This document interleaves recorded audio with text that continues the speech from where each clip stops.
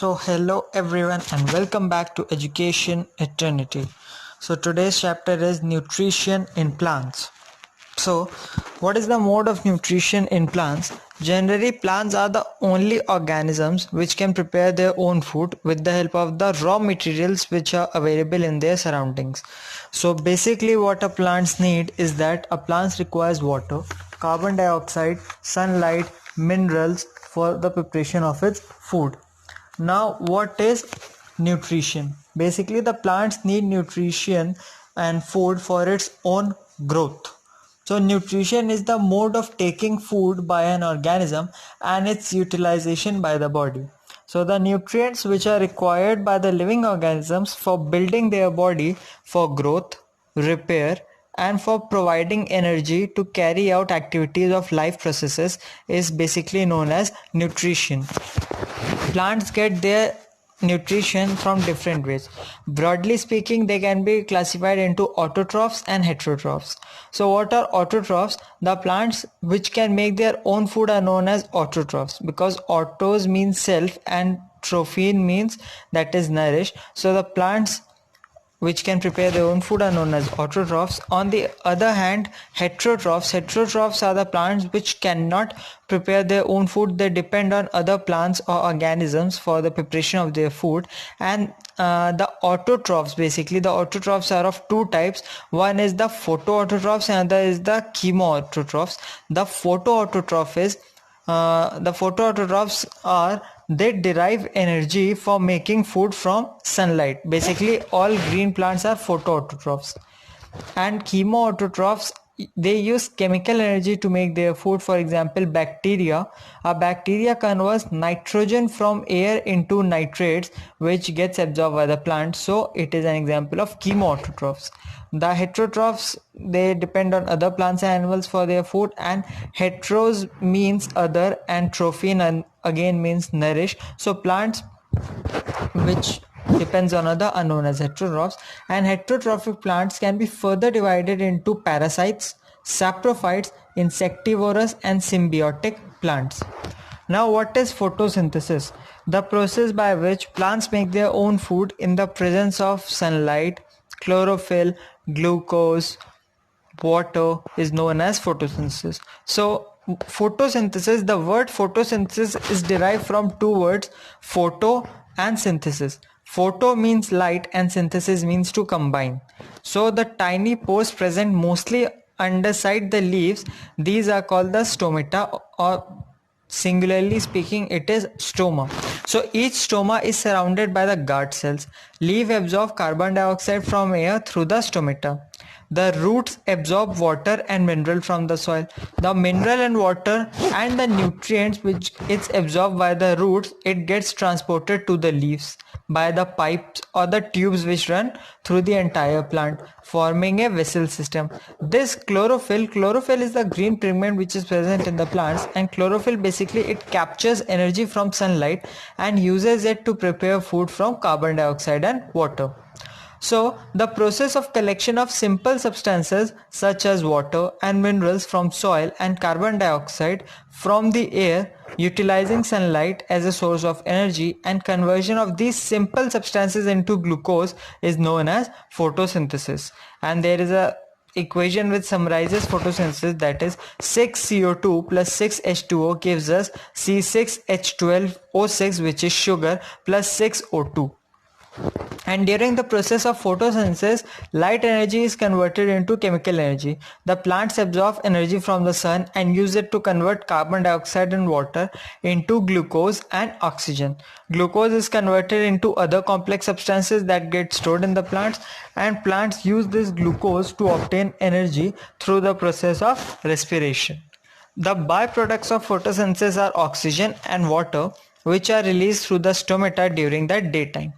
The food is sent to other parts of the plant through the veins. Without photosynthesis, life would be impossible on Earth. We cannot imagine survival of any living organism in the absence of plants, as they not only provide food but also oxygen, which is necessary for respiration.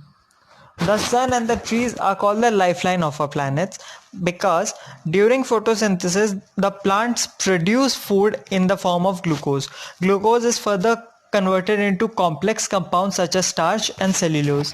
Photosynthesis also takes place in other green parts of the plant such as the stems, branches and scales. Now, in desert plants, leaves are reduced to spine and the stem to contain chlorophyll. Hence, photosynthesis is done by all the green plants of the plants. Now, in swamps or in stagnant water, we can see the growth of green patches, which are due to the growth of a living organism which is known as algae. Due to the presence of chlorophyll, these can produce their own food by the process of photosynthesis. Leaves of many plants which are non-green in color have other pigments in addition to chlorophyll. The large amount of red, brown and other pigments mask the green color. Photosynthesis takes place in the leaves also. Now, synthesis of plant food other than carbohydrates. So plants prepare proteins with the help of nitrogen, which is obtained from the soil. Microorganisms convert atmospheric nitrogen into water-soluble compounds, which are absorbed by the roots of the plants. Thus, the minerals dissolved in the water are used to convert sugar into carbohydrates, proteins, and fats. These food components form the source of nutrients for other heterotrophic plants and animals. Now the other modes of nutrition in plants. First we have parasites. So some plants such as Crustacea, it grows on other plants. They suck food from other plants by using root-like structures. The plant from which they get food are called host. Since they deprive the host plant of valuable nutrients, they are known as parasites. Now the second one is insectivorous. The insectivorous mode of nutrition is seen in plants such as pitcher plant and the Venus flytrap. They can synthesize their food through the process of photosynthesis, but due to lack of nutrients such as nitrogen and other minerals in the soil, the leaves of these plants are modified to form a trap with hairy walls that can capture insects. Once an insect gets trapped, the lid of the trap closes and the prey gets entangled in the hair. The plant then digests its prey to obtain required nutrients. These insect-eating plants are also known as insectivorous plants. The next is saprotrophs.